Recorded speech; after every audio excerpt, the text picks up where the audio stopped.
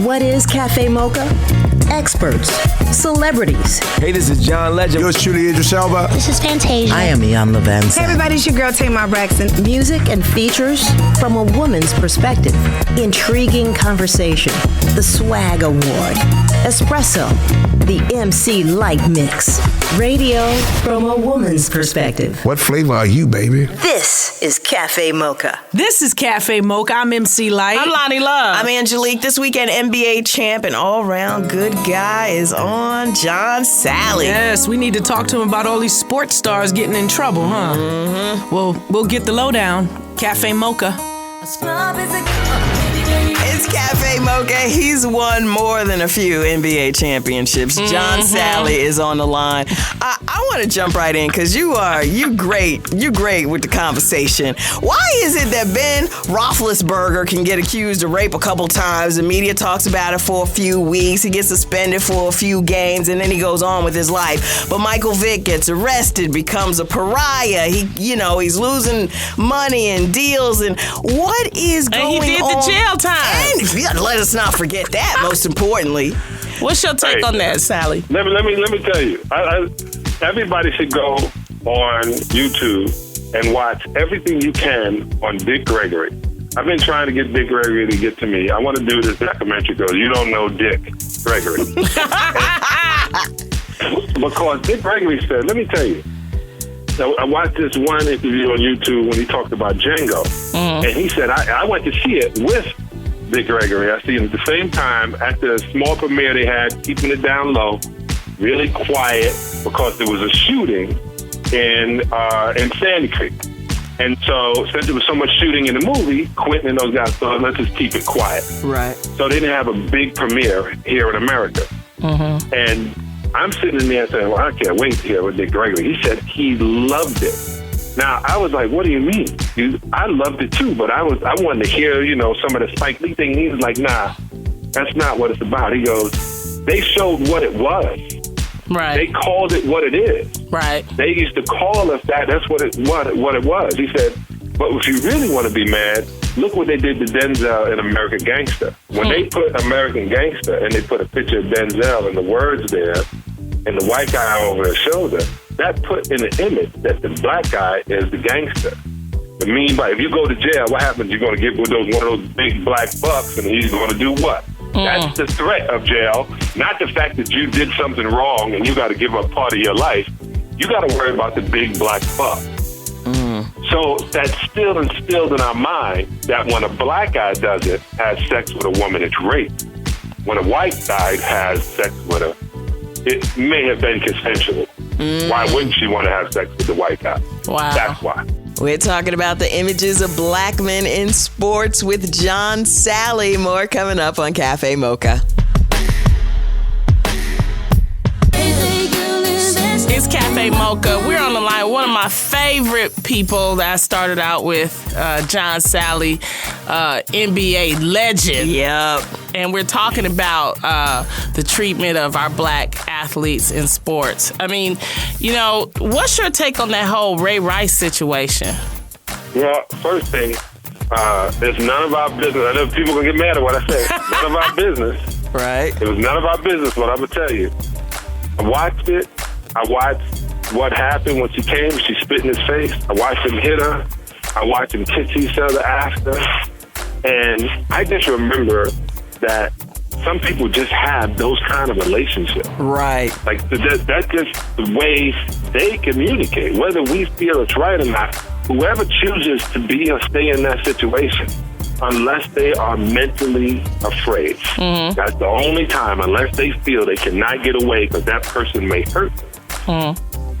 Then somebody should intervene. But if somebody willingly in their right mind come back and say, no, this is the way we get down, and they tell their family this is the way they get down, then you're going to have to let those people live that path. All paths lead to God. So do you think eventually she's going to see either the light or that's the way she wants to be. I know some physical females. Right. I told my daughter, she had a boyfriend, and she wanted to put her hands on him. I said, do not put your hands on someone else. I said, I can't hurt him if he hits you back for you hitting him. Right, that's true. I can't defend you then because he's not your property and you're not his property, so don't put your hands on anybody. Hard to do. It's Cafe Mocha. We are talking to the John Salley. You can find him, of course, at the John Salley. More coming up. It's Cafe Mocha. We've got, oh man, we just love him. We love him because he's a big-time NBA superstar, but we also love him because he's a great guy. John Salley's on the line. We're talking about the portrayal of sports stars in the media. Right. And I guess looking at places like TMZ and TMZ Sports, what role do you think they're playing in making the sports guys just look terrible? Because every time I go to TMZ, there's some black sports guy that done something on a Saturday night, and bam, there it is. Okay, so this is the problem I have with the way they sensationalize people anyway. The deal is, there's no more celebrity. Now, it used to be you had to be an entertainer for them to call you a celebrity. Right. Mm-hmm. All right, just being popular now, scandal is the not the movie, not the show. Having some kind of scandal makes you a celebrity. No longer do you have to be talented enough to dance, sing, and act. Well, then we start once again saying, man, he's a rapper. I don't know if I would believe him as a character. When the hell did you become Cisco and Ebert? that's where the whole, one of the problems is. They sensationalize athletes. I used to be able to see this. The best thing about being a professional athlete, especially in the black community, is you were revered. Right. Now, you get famous for how many athletes you have had sex with. Right. The female gets famous. Jay-Z said back in the day, he said, you admire the kid that got shot. I admire the shooter. Just different time eras. We looked at who was the rough guy, who wasn't the rough guy. Right. So that's what I think. And the reason you keep seeing professional athletes being in trouble that are of color is because we're 85% of every single one except hockey. So how do these young sports stars and old ones too, how do they stay out of, the press like this? Because it's kind of too much. You can't. This is the era. If you ain't big on Twitter, the first thing, if you're doing a TV show, Lonnie can tell you this, if you're doing any kind of advertisement, they want to know how many followers you have. They want to know how many people can you directly touch. Yeah. And that want to touch you. Yeah. Not just, you saying that, they don't realize back in the day you built people. Like Michael Jordan became the Messiah. He was just regular Michael Jordan when we was young. Right. Then he became the greatest player in the world in the eyes of all these people. Right. But the people who played with him, he's just Michael. Right. Well, I made a joke about that. I was like, then I realized I need to shut up if I want to keep working and don't mess with the propaganda machine. If That's they right. think he's greatest, he's the greatest. That's right. That's right. It's not my business. It's my team. It's Cafe Mocha. More with John Salley coming up. This is Cafe Mocha. John Salley gives us his opinion about what's happening with black athletes in sports today. Plus, he's got a line of vegan wine on the market. Nice. And my girl, the light mix is headed your way. I can't wait. And the ladies of Madame Noir asked, did y'all see? It's Cafe Mocha. We're on the line with John Salley, and I know they want to get into, another topic, but I just had to say, was I watching a rerun when I just saw you as a nerd with them big bifocals on? CSI? No, it wasn't CSI. It was a movie. Oh, Bad Boys 2. It was. I was watching Bad Boys 2. That is funny. You did such a great job. Barely recognized you. Hey, I did a movie for Disney called The Ultimate Christmas Present. I played a 7-foot elf. And everybody was like, I said, listen, I'm trying so hard not to be pigeonholed, and I'm trying really, really hard to trailblaze. Right. Whether I go to it the next, it doesn't make a difference. Like when I see Mike Strahan doing that, everything he's doing, I'm clapping because he's trailblazing. Yeah. He's making money. That's good. But they don't have a problem in hiring an athlete over 6'5" to be around a short white woman with blonde hair. All right. I don't understand.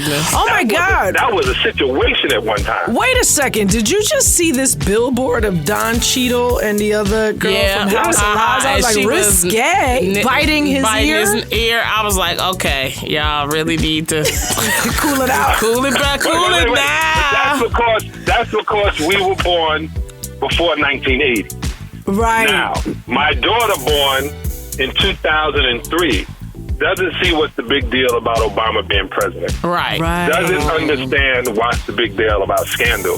Doesn't understand why that poster would be any kind of thing. And I tell you, I was with David Justice, and we were doing this charity event in Canada called Rally for Six Kids. And we were doing this competition in this sushi house, and we got to get some product. And there was this black guy. When I mean black, I mean blurple black. Like, he was so black. And How he was black like was he? African. He was sitting there, and this white one. We went up. He said, "Okay, where do I get the sticky rice?" And she said, "You have to talk to the gentleman over there with the clipboard." Now, me and David Justice, the light skinned guy and the dark skinned guy, Right. we both looked at the black guy, and we both said at the same time, the black guy and the white woman said, "Yes, the gentleman with the clipboard." I then checked myself Right. because I was doing exactly as white people have done us. They distinguish us by color, and then they frame us. It's Cafe Mocha. We are on the line with John Salley. More coming up. We want to talk about your eating and your veganism. Is that a word? Veganism? Yeah, sure, We why said not? that. Veganism, yes. When we come back, more Cafe Mocha.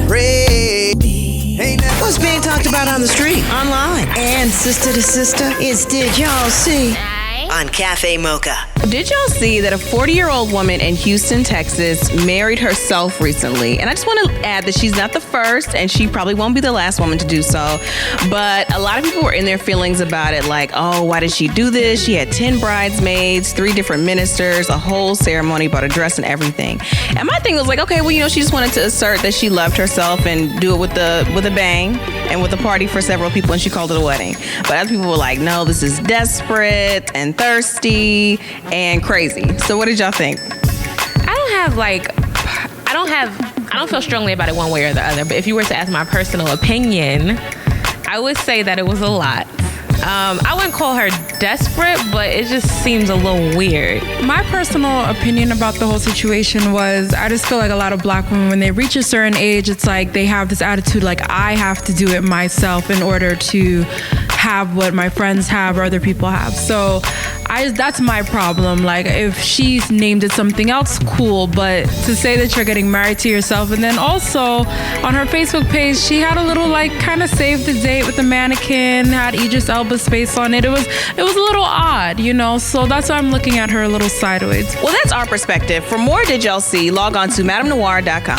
That was Did Y'all See? With the ladies of Madame Noir on Cafe Mocha. For more, check out CafeMochaRadio.com. It's Cafe Mocha. I'm MC Light. I'm Lonnie Love. I'm Angelique. He has a new company called The Vegan Vine. Well, he's collaborating with it. Is that wine, John Yeah, Salley? I have wine. I love wine. I realize Jesus loved wine. I just want to do what Jesus does. And that's my excuse. But when I was doing it, somebody had made a mention that it'd be a good fit for me. And I'm at this company. And then I found out that people didn't know that wine was not vegan. Well, some wine that they use. In America, they use animal products in everything they can. My point was, I thought the word was strong. I thought the image and it stood for what I was talking about. Using the word vegan, I try to move away from. I try to say plant-based. But, because people think when you say vegan, they think vampire, they think lack of taste. And I'm changing all that. I mean, I started the BettaLife challenge. BETTA. I had to make it a little bit Ebonics. It stands for better in every way, today, tomorrow, and always. A life challenge. So I like that. the word better, the way it's supposed to be spelled, was already taken. And I just like the way Spike did it.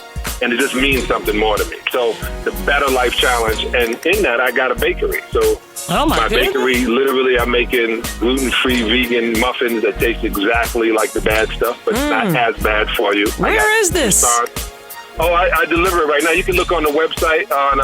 You can go at BettaLife Challenge, and they start popping up pretty soon. Right now, it's at the Conservatory. Conservatory in Culver City. Okay. And I go on TV on Wednesday, and we talk about it. The deal is, I wanted to make this vegan food no longer taste like styrofoam and barbecue sauce. I wanted it to taste great, but also be good for you.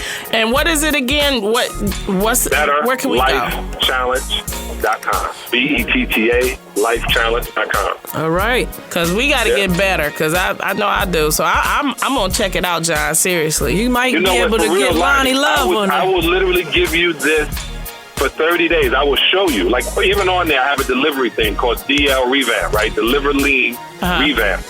And we deliver food around the country. You don't even have to think about it. You open up a package. Every juice, every snack, every food, tasty. You're like, I can eat like this. And I tell people, you can. You know, if you look and see exactly what I'm going to be saving you, just to teach you how to go about it. And I tell people, we want you to do 22 days. I'm not trying to get you for 30 days. I want you 22 days on the Better Life Challenge. It costs you $22. It's $1 a day. I challenge you $1 a day. And they go, what do we get for $1? You get to live better. And you start getting supplements. You get the seeds. I'll tell you the truth. You can make the choice from there. The website is called BetterLifeChallenge.com. We've been talking to my boy, John Salley. Thank you for coming in. He's my boy. He's my boy. He's our boy.